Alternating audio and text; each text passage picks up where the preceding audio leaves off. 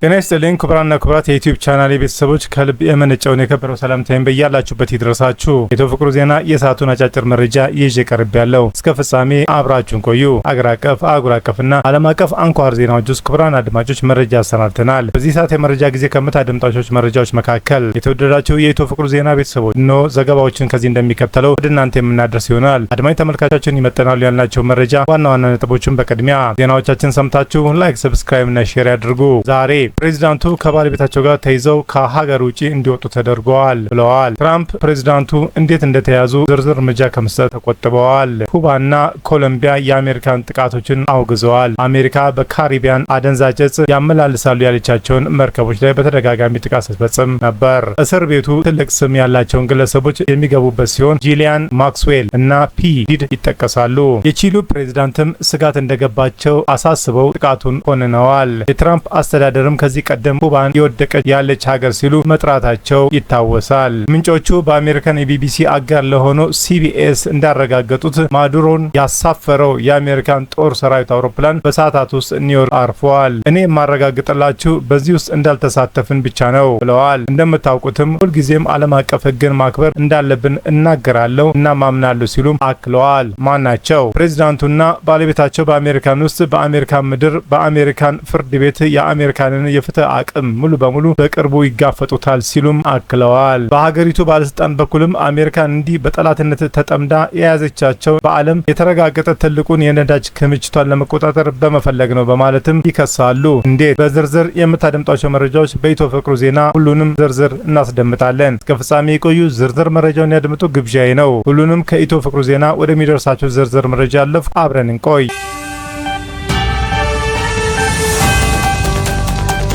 የቬንዙዌላ ፕሬዝዳንት በቁጥጥር ስር ዋሉ። የአሜሪካን ፕሬዝዳንት ዶናልድ ትራምፕ ዋሽንግተን ቬንዙዌላ ላይ ሰፊ ጥቃት መፈጸሟንና መሪዋን ፕሬዝዳንት ኒኮላስ ማዱሮንን እና ባለቤታቸውን መያዙን አስታውቋል። ትራምፕ በትሩዝ ማህበራዊ ትስስር ገጻቸው ዩናይትድ ስቴትስ ውጤታማ የሆነ ሰፊ ጥቃት በቬንዙዌላ ላይ እና በመሪዋ ላይ ፈጽማለች። ተልእኮውን በአሜሪካን የህግ ማስከበር መሰረት ተካሂዷል። ዝርዝሮቹን መውጣታቸውን ይቀጥላሉ በማለት በመኖሪያ ቤታቸው መግለጫ እንደሚሰጡ ጠቁመዋል። የቬንዙዌላ መንግስትም እስካሁን የፕሬዝዳንቱን መያዝ በሚመለከት ማረጋገጫ አልሰጠም። ቅዳሜ ጠዋት ከቬንዙዌላ ዋና ከተማ ጭስ ሲወጣ ከታየ በኋላ የአሜሪካን ባለስልጣናት በከተማዋ በሚገኝ ወታደራዊ ሰፈሮች ላይ ጥቃት እንዲሰነዝሩ ትዕዛዝ እንደተሰጠም አረጋግጠዋል። የቬንዙዌላ መንግስትም ብሔራዊ የአስቸኳይ ጊዜ አዋጅ አውጇል። አሜሪካን ኒኮላስ ማዱሮ ዓለም አቀፍ አደገኛ እጽ አዘዋዋሪ ድርጅትን ይመራሉ የሚል ክስ ለረጅም ጊዜ ስታቀርብ ቆይታለች። ዋሽንግተን ፕሬዚዳንቱን በቁጥጥር ስር ማዋላን የሚያስችል መረጃ ለሚሰጡ ሰዎች የ50 ሚሊዮን ዶላር ጉርሻ አውጥተው ነበር።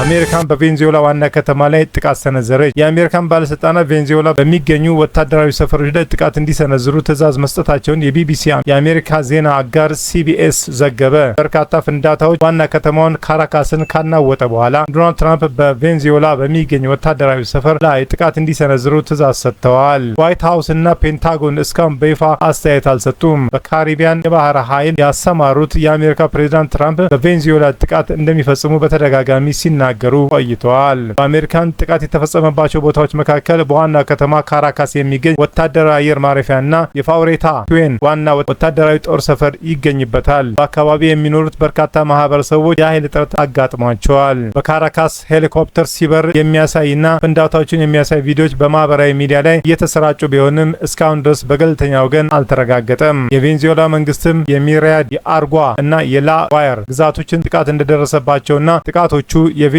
ነዳጅና ማዕድናትን ለመያዝ ያለመ መሆናቸውን አስታውቀዋል። ጥቃቱንም አውግዘዋል። ማዱሮ ብሩክሊን እስር ቤት መግባታቸው ታወቀ። ሀገራቸው በአሜሪካ ተይዘው ወደ ኒውዮርክ የመጡት የቬንዙዌላ ፕሬዝዳንት ኒኮላስ ማዱሮ እና ሚስታቸው ብሩክሊን እስር ቤት መድረሳቸው ታውቋል። የአሜሪካ መገናኛ ብዙሃን እንደዘገበው ማዱሮ ቅዳሜ ከመጡ በኋላ ኒውዮርክ በሚገኘው የአሜሪካን የእጽ ቁጥጥር ቢሮ ዲኢኤ በእጽ አዘዋዋሪና የጦር መሳሪያ በመያዝ ክስ ተመስርቶባቸዋል። ማዱሮ ከዚህ ቀደም የእጽ አዘዋዋሪ ቡድን ኃላፊ ናቸው መባላቸውን ማስተባበላቸው ይታወሳል። ማዱሮ እና ሚስታቸው ኒውዮርክ ፍርድ ቤት መቼ እንደሚቀርቡ አልታወቀም። ፕሬዚዳንት ትራምፕም ቅዳሜ በሰጡት ጋዜጣዊ መግለጫ ደህንነቱ የተጠበቀ ፍትሐዊ የሽግግር ማካሄድ እስክንችል ድረስ ቬንዙዌላን የምታስተዳድረው አሜሪካ ናት ብለዋል። ቬንዙዌላ ከባድ የውጭ ወታደራዊ ወረራ በሚል የትራምፕን ድርጊት ኮንና በመላው ሀገሪቱ የአስቸኳይ ጊዜ አዋጅ አውጃለች። ቻይና፣ ሩሲያና ሌሎች የዓለማችን መሪዎች ማዱሮን ስለመያዛቸው ምን አሉ? የዓለም ሀገራት መሪዎች በአሜሪካ ፕሬዝዳንት ዶናልድ ትራምፕ በቬንዙዌላ መሪ ስለመያዛቸው የሰጡት ምላሽ የተደበላለቀ ነው። ትራምፕ መጠነ ሰፊ ባሉት ቅዳሜ በተደረገው ጥቃት ማዱሮን እና ሚስታቸውን በአሜሪካ ኃይሎች ተይዘው ወደ አሜሪካ እንዲመጡ ተደርገዋል። ጥንዶቹ ኒውዮርክ ውስጥ በዝውውር ወንጀል ተከሰዋል። ዩናይትድ ኪንግደም ጠቅላይ ሚኒስትር ኪር ስታርመር መንግስታቸው ለማዱሮ አገዛዝ እንባ እንደማያፈሱ ተናግረዋል። ስታርመር ጥቃቱን ዓለም አቀፍ ሕግን የጣሰ ነው ወይ የሚል የቀረበላቸውን ጥያቄ ሳይመልሱ ቀርተዋል። የፈረንሳይ ፕሬዝዳንት ኢማኑኤል ማክሮን የሽግግር ሂደቱ ሰላማዊና ዴሞክራሲያዊ ሊሆን ይገባል ሲሉም በኤክስ ገጻቸው ላይ ጽፈዋል። የቬንዙዌላ ጎረቤቶች ጥቃቱን ሲያወግዙ የማዱሮን የረዥም ጊዜ አጋር የሆኑት ቻይናና ሩሲያም እርምጃውን ተቃውመዋል። ቻይና በአንድ ሉዓላዊት ሀገርና ፕሬዝዳንቷ ላይ ጥቃት መድረሱን በተመለከተ በጣም ደንግጠናል፣ በጽኑም እንቃወማለን የሚል አስተያየት ሰጥታለች። ሩሲያ በበኩሏ አሜሪካን የወረራ ድርጊት ፈጽማለች ስትል ከሳለች። ከትራምፕ መንግስት ጋር አለመግባባት ውስጥ የምትገኘው ኢራን ደግሞ ጥቃቱን የሀገሪቱን ብሔራዊ ሉዓላዊነት የገፈፈ ነው ብላለች። የብራዚሉ ፕሬዝዳንት ሉላ ዳ ሲልቫ በኤክስ ገጻቸው የአሜሪካን ድርጊት የማይታለፍ መስመር የጣሰ ነው ብለዋል። የትራምፕ አስተዳደር ዓለም አቀፍ ሕግን በጣሰ ሁኔታ ሀገራትን፣ ዓለማችንን ማጥቃት፣ ግጭት፣ ብጥብጥና አለመረጋጋት ውስጥ ይከታል ብለዋል። የኮሎምቢያ ፕሬዝዳንት ጉስታቮ ፔትሮ ድርጊቱን የላቲን አሜሪካ ሉዓላዊነት ላይ የተቃጣ ጥቃት ነው ሲሉ፣ የኩባው አቻቸው ሚጌል ዲያዝ ካኔ ደግሞ የወንጀል ጥቃት ሲሉ ከሰዋታል።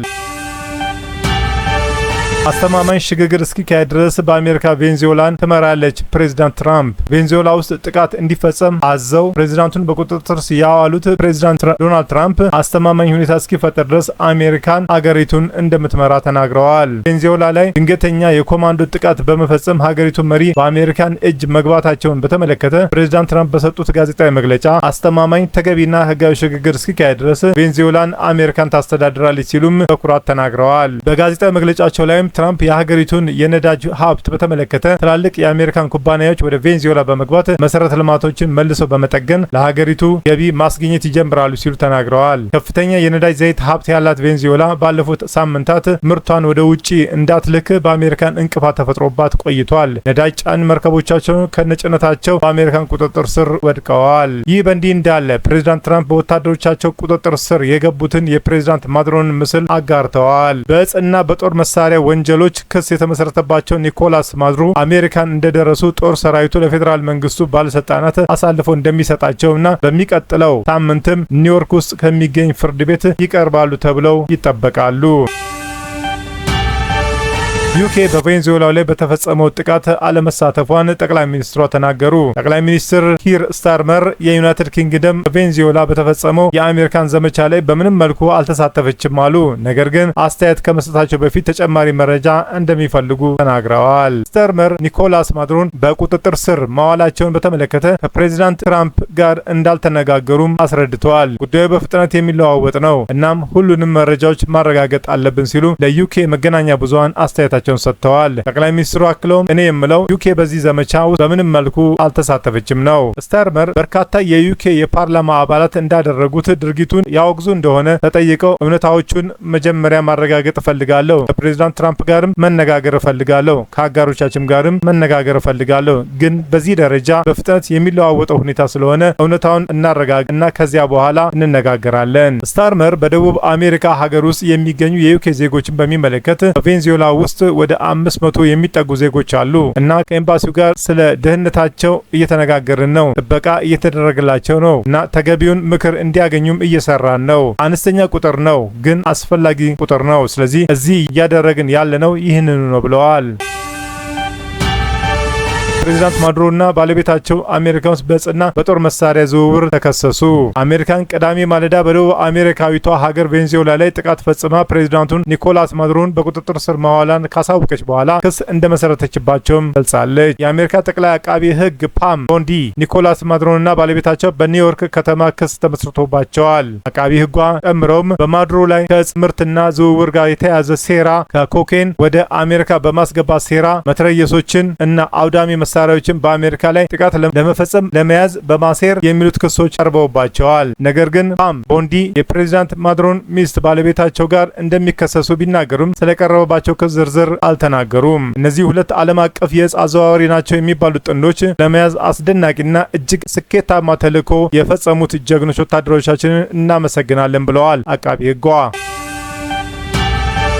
በአሜሪካን ጥርስ ውስጥ ስለገባቸው ቬንዙዌላ አንዳንድ እውነታዎች። ፕሬዚዳንት ትራምፕ አሜሪካን በቬንዙዌላ ላይ ከፍተኛ ጥቃት ከፈጸመች በኋላ የሀገሪቱን ፕሬዚዳንት ኒኮላስ ማዱሮን በቁጥጥር ስር አውላለች ብለዋል። በአውሮፓውያኑ 1989 የፓናማ ወታደራዊ መሪ የነበሩትን ማኑኤል ኖሬጋን ከስልጣን ካባረረች ወረራ ወዲህ ቀጥተኛ ጣልቃ ገብነት ላቲን አሜሪካን ውስጥ ወረራ ፈጽማ አታውቅም ነበር። ትራምፕ እንዳሉትም ፕሬዚዳንት ማዱሮን ከስልጣን ካስወገዱ በአስተዳደራቸው ውስጥም በቬንዙዌላ የመንግስት ለውጥ እንዲደረግ ሲወተውቱ ለነበሩ ነውጠኛ ባለስልጣኖች አስደሳች ድል ነው። አሜሪካ ኒኮላስ ማዱሮን ወንጀለኛ የእጽ አዘዋዋሪ ድርጅትን ይመራሉ ስትል በተደጋጋሚ ብትከስም እሳቸው ግን ሲያስተባብሉ ነበር። በተጨማሪም ከፍተኛ መጭበርበር ተፈጽሞባታል በተባለው በ2024 ምርጫ ማሸነፋቸውም አሜሪካን አትቀበልም።